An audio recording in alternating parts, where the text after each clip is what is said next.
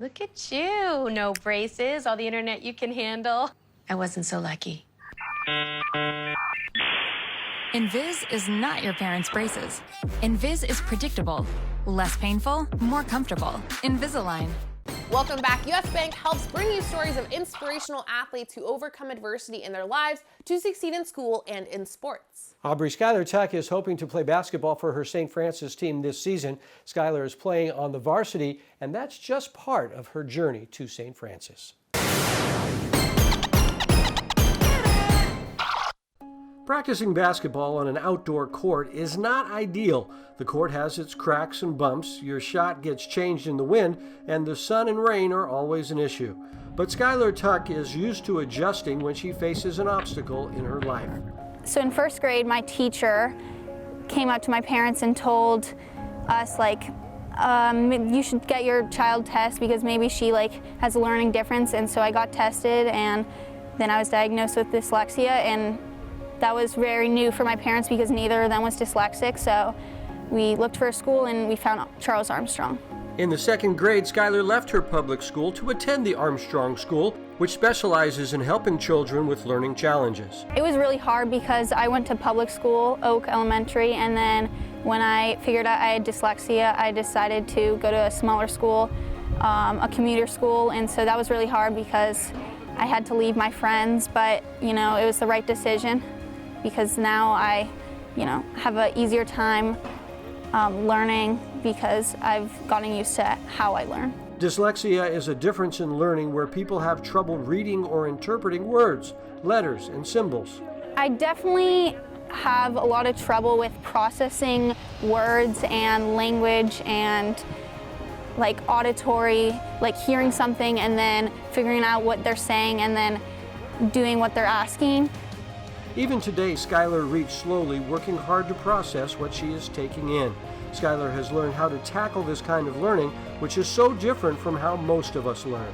Charles Armstrong taught us a lot about fluency and when we're reading a sentence, how to read it exactly and how to not make the words choppy. And so that really helped. And then when I read a book, I usually take notes on the side, and after I read, I usually talk to my teacher about what the book is talking about so I can get clarification. Basketball is Skylar's time away from books and learning. It is her escape to play a sport she loves. When I was younger, I definitely played at the YMCA, and then I started NJB pretty early, second grade, and I started to fall in love with it. And then I went to a smaller school, so it was a bit hard because there wasn't that many basketball players, but I started to play AAU, so that was really nice. Skylar is one of those players that every coach wants. If I tell her to run through the wall, she'll say, okay, how many times? She obviously made varsity as a freshman last year, which is pretty special. But she's the type of kid that we always put her on the opponent's best player. She loves those types of challenges, and she makes the most of them. Learning basketball for Skylar was easy, making the varsity team at St. Francis as a freshman. The confidence she gained on the court was much different from her early days in the classroom. I was really young when I figured out that I had dyslexia, but I remember first grade it was really hard. I would always fake that I'm reading when we had time to read. I would always pretend we were reading, and I would just have trouble talking in front of the class and reading in front of the class. I always would try to hide. I think her family and the support system that she has at home, right, and just the confidence that they all just remind her of just how amazing she is, despite her dyslexia or whatever challenge she might be facing. Her support system is really remarkable. With that support group, Skylar is succeeding both in school and on the court. Despite remote learning, Skylar maintains a perfect 4.0 GPA. Skylar says the teachers at St. Francis do a great job in meeting her needs.